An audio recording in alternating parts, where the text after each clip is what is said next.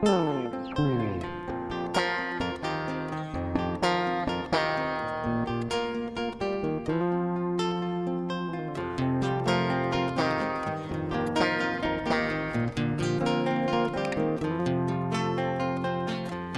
los barrios de mi pueblo, de casitas apretadas, con floreros en el medio y el corazón en la cara.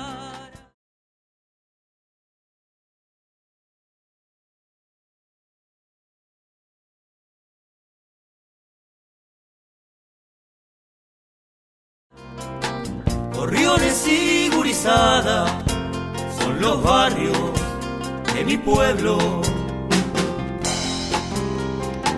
Son ruedas de mate amargo, con el sol en la vereda y las comadres chusmeando de Dios y la vida ajena.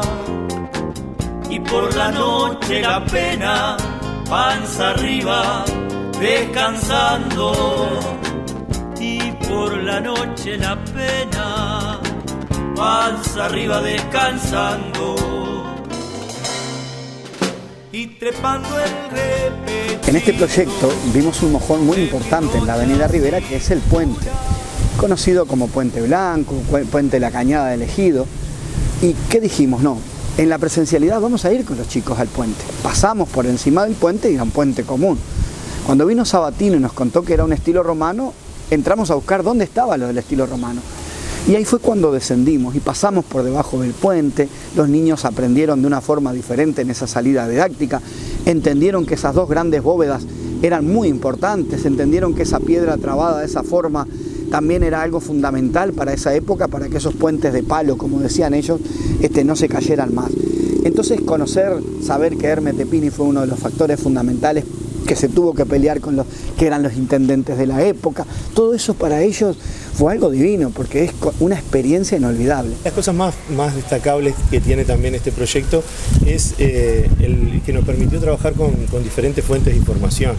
En toda investigación social no nos podemos quedar únicamente con una fuente. Entonces, este proyecto tiene variadas fuentes de información.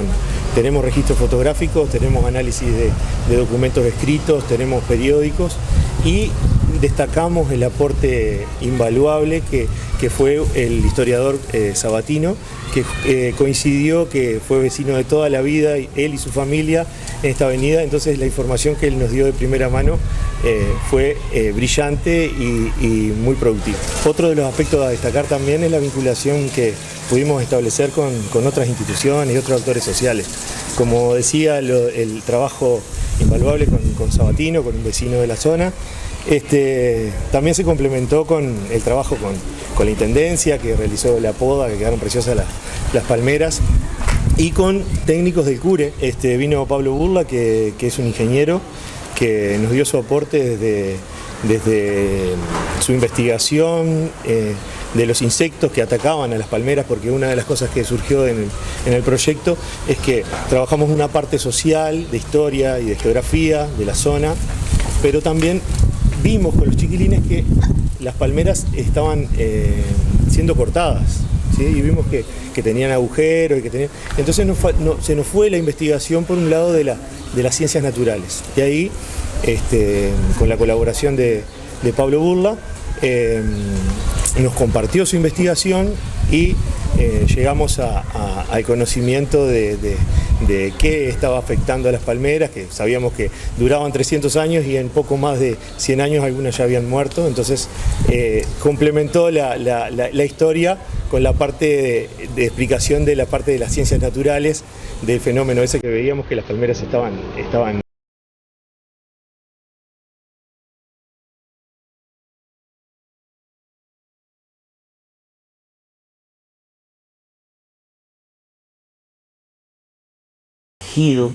¿no? que cruzaba ese lugar y que cruzaba de una manera muy accidentada, con muchas barrancas, y que eso fue un dolor de cabeza de todas las viejas administraciones municipales de la época, porque cruzar por esa avenida, esa cañada que se llamaba, le explicamos por qué, se le llamaba la cañada del Ejido a veces, pero antes se le llamó la zanja de las carreras, porque ahí se disputaban carreras de caballo, porque esos espacios eran municipales, entonces muchas actividades de ese tipo se hacían ahí porque eran terrenos, diríamos, públicos, ¿verdad? Bueno, entonces eso le llamó poderosamente la atención. Y a mí me llamó más poderosamente la atención de que lo que ellos dicen es lo mismo, exactamente lo mismo que decían las otras generaciones. Al punto de que llegó un momento, ya sobre fines del siglo XX, siglo XIX, que había que buscar una solución a eso.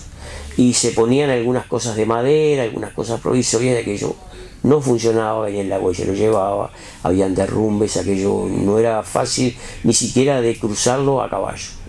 Cruzarlo a caballo ya era una dificultad, imagínense lo que sería cruzarlo con algún tipo de una carreta, un carruaje, algún vehículo, ¿verdad? Era poco menos que imposible. Entonces apareció un señor, hablamos de él, le explicamos claramente quién era, un desconocido por supuesto, ¿verdad? Que se llamaba Ermete Pini, que era un italiano, que su familia había llegado acá en otras circunstancias que no vienen al caso ahora, y que trabajaba de capataz de la municipalidad. Siendo capataz de una cuadrilla, la municipalidad actuaba en el territorio con cuadrillas, había una cuadrilla que se ocupaba de una cosa, ¿no? Entendamos de que las cuadrillas de aquel momento no eran como ahora, que van con una retro, con unas desmalezadoras, no sé. Aquello eran 10, 12 personas con pala, pico, asada y rastrillo, o sea, nada más que aquello, es una cosa muy sacrificada. Y carretillas generalmente o cosas así para transportar. Generalmente a una cuadrilla se le asignaba 1 o 2 carros para poder, o chatas para poder transportar algún material que se necesitaba, o para sacar alguna maleza o algo que se extraía de allí, ¿verdad? Entonces esas cuadrillas, una de ellas estaba mandada regenteada por este señor Ermete Pini.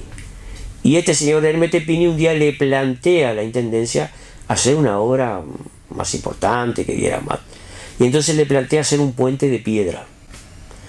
Con la casualidad, y eso lo hablamos muchísimo, porque si ustedes están viendo fotos viejas van a ver que los niños siempre iban a ese lugar, así como van ahora, antes también iban a ese lugar. O sea que no es un invento de nada, sino que es una cosa muy interesante desde el punto de vista educativo, de que esa comunidad educativa fue de alguna manera fijándose en las mismas cosas, teniendo los mismos atractivos del lugar y utilizando las mismas cosas para poder realizar su tarea de enseñanza, ¿verdad? Ese puente que plantea Pini es el puente que hoy vemos acá. Le costó mucho trabajo porque la gente le decía que no podía ser, que era muy caro, hasta que él logra salirse con la silla y arma ese puente. Ese puente que debería, y yo supongo que en los próximos tiempos se va a hacer, ser declarado un monumento histórico departamental o un bien de interés patrimonial departamental, porque es el único puente que nosotros conocemos en el país que está hecho a imagen y semejanza de los viejos puentes romanos. O sea, para ver un puente de estos uno tiene que ir a Europa, tiene que ir a la Galia, Francia, tiene que ir a la Hispania, España, a la península ibérica, a la Bretaña, o sea, algún confín o algún territorio del antiguo Imperio Romano. Si no, no ve este tipo de cosas. Y eso lo tenemos acá, en la Avenida Rivera, sobre la famosa zanja de la carrera, o como se llama ahora, Cañada del Ejido. Para nosotros, este es un puente normal, ya que siempre pasamos sobre él. Pero miren lo que tiene de diferente. En la Avenida Rivera se encuentra el único puente de estilo romano de nuestro país, diseñado por Ermete Pini en 1828. Se caracteriza por sus arcos de piedra, su solidez, su utilidad y belleza. Sirvió para unir dos partes de Rocha y evitar inundaciones. Esta zona se llamó la Zanja de la Carrera, que antes los puentes eran de madera, pero como no resistían, Ermete Pini decidió que se hagan uno de piedra. Este puente se considera de estructura romana por sus características. Sus dos grandes bóvedas de piedra lo hacen único en el país. Este es uno de los grandes mojones de nuestro proyecto, que es un puente romano. Por aquí pasaba la ruta 9, la cual se dirigía hasta el Chuy. Aquí es una zona inundable, la cual dividía a Rocha en dos partes antes, por la cañada del Ejido.